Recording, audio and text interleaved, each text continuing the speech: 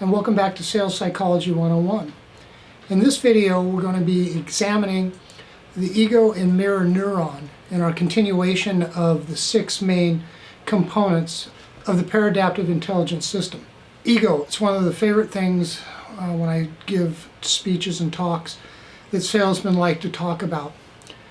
Big egos, little egos, out of control egos. It seems everyone has one.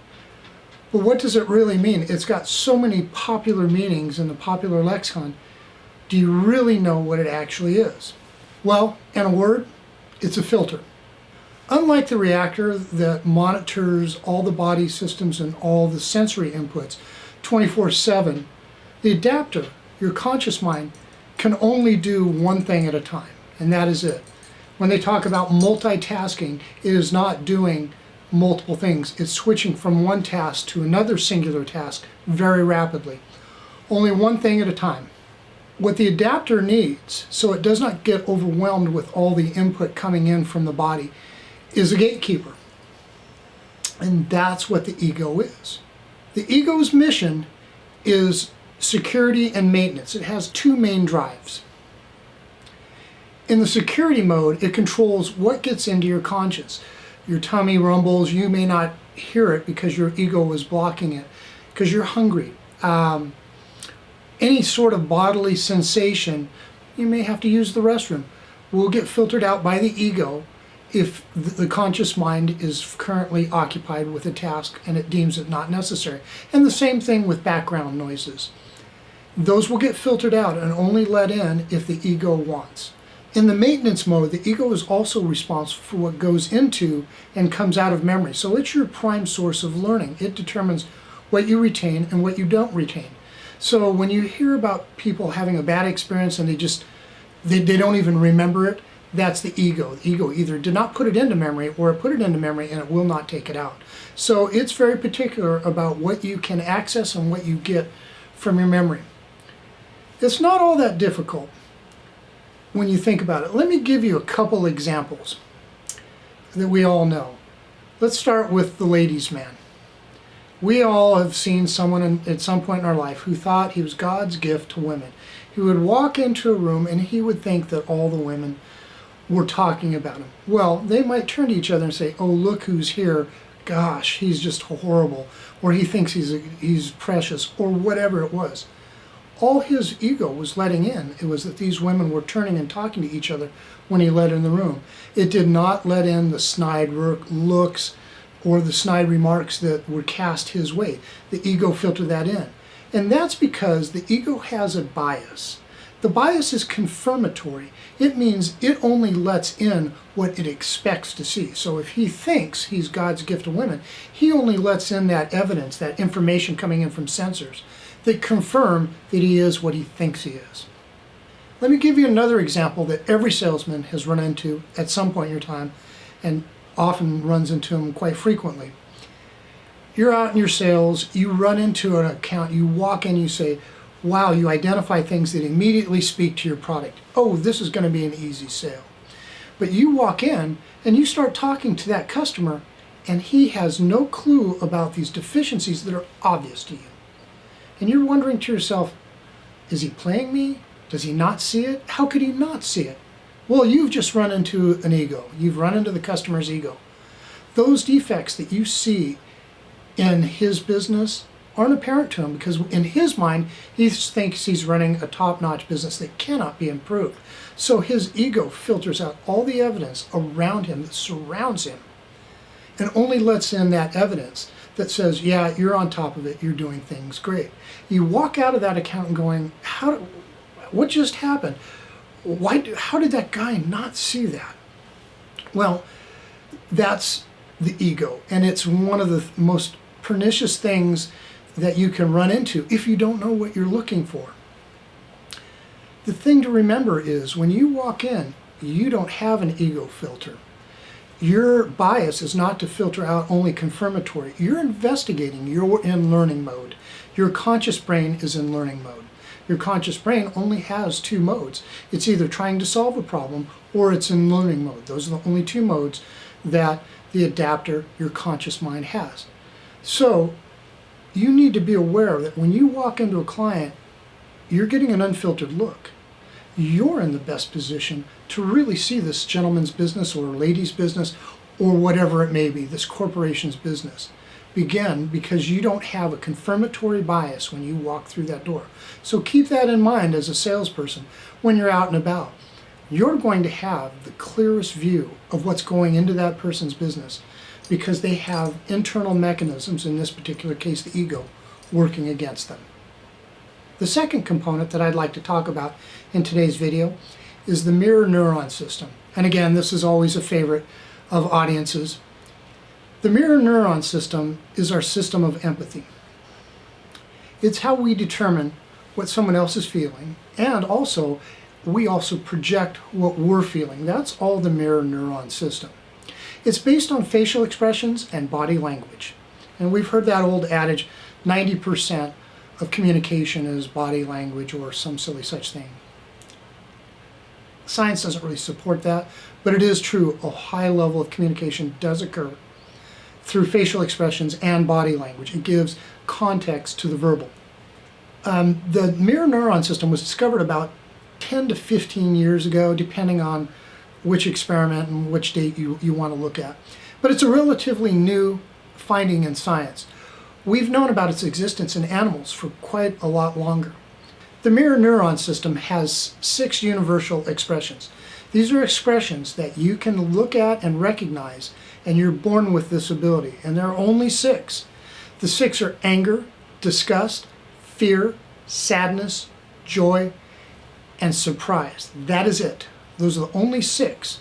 Now we can make thousands of expressions. What about the rest? Those have to be learned. And as you learn those, you store them in an internal library called the mirror neuron system. We're DNA and programmed to build this library system for these facial expressions, but it does not stock those facial expressions and their attached emotional meaning. We have to learn those. So one of the interesting things about this is, since they're learned, this now allows in cultural differences, regional differences within those cultures, and even personal differences between the 6 universal expressions that you are born with. One of the primary functions of this system is to signal our internal state to others. Now, why is that? Again, we go back to the last video, we talked about the adapter and its bias for cooperation.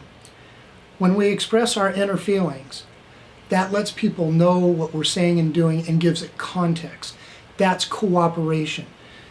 This is how we're designed to cooperate with others, by expressing our inner feelings. And we'll get to in a little bit one of my most angering myths, one of the most devastating and most destructive myths in sales, which is the stony face, steely-eyed professional who doesn't show emotion.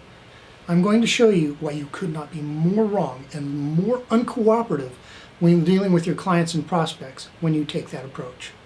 The other function of the mirror neuron system is to determine what is going on in other people. What are their emotions? This is done through something called micro-expressions. These are facial expressions that flash on very instantaneously. In fact, as the speaker is speaking, they will transition in their expressions and whatnot. And these micro-expressions will fit in between those. Your subconscious brain, your reactor, it catches those. It sees those, even though you may not see them because they happen in just a fraction of a second. The micro-expressions are often misinterpreted. I laugh when I see this on TV where, oh, the person is lying because they had a micro-expression that was something different. The way it actually works is through mimicry. We mirror the expression. When our subconscious reactor picks up a facial expression, it will momentarily put that expression on our face. It is that combination of musculature signature to that expression that unlocks in our library what is the associated meaning with that particular expression, and for a very brief moment it will impose what that emotion is on our brain. The reason why they call it the mirror neuron system is because we mirror what we see. In order for us to understand what someone else is feeling, we actually have to put that expression on our face in a micro expression in the fraction of a second to unlock that meaning. One of the best examples that I can give you for how this works is the yawn. Gosh, we've all experienced that. I mean, who hasn't? Someone yawns, and about 30 seconds later, or 10 seconds later, or almost instantaneously, you yawn even though you're not tired. And as soon as you yawn, all of a sudden you feel tired. That is the mirror neuron system going through, putting that expression on your face, unlocking what that musculature meaning means in the brain of an emotion, and momentarily imposing it on you. One of the best ways for me to show you how that works is to discuss how they tested to see whether or not we had a mirror neuron system. My favorite experiment was they would show people a series of people with expressions, and they would say what they thought those expressions were, and that would give the baseline. Then they gave them a cork stick, stuck it in their mouth, and asked them to bite down very hard. It immobilized all their facial musculature, so they were no longer able to do a micro expression. So they showed them a different set of expressions, same emotions, different people expressing it, and their ability to determine what these people were feeling just tanked. It just went through the floor. I mean, it went from something like 80% ability to determine people's expressions down to something in the very, very low 40s. So it almost cut in half their ability to recognize facial expressions. And hence, as I mentioned earlier, this whole myth in business about being the stony-faced sales professional who doesn't show emotion is so destructive. I've just explained that the brain has a lot of machinery for cooperation. So your best bet is not to hide these, not to try and keep a stony face, not to keep that steely-eyed non-expression. The best thing that you can do is animate yourself. Exaggerate your emotions if you want and you're comfortable. You're only making it easier for your clients and customers to figure out what you're talking about. And this is hugely important because in terms of communication, if they have to guess what you're meaning, you're going to not get their attention in the course of a sale. But if it's very clear what you feel and what you're thinking, they will see the context, they will get to know your expressions, and you will become what I call known. There's a threshold where people understand what your expressions are about, and therefore they now understand the context of what you're saying, and this makes you more credible and more believable. So when you're talking about your product, you're going to get a lot more of the benefit of the doubt because people know you. They know how you think, how you feel, what you're feeling. You're easy to read. That is the best thing that you can do when you go into sales. Be animated. It is going to work wonders for you. Well, thank you again for tuning in. If you want to master this material, you need to buy my book, Sales Psychology, at Amazon.com or find booksellers everywhere. The only way that you're going to master sales and move it from an art to a science is to get this book and master the material.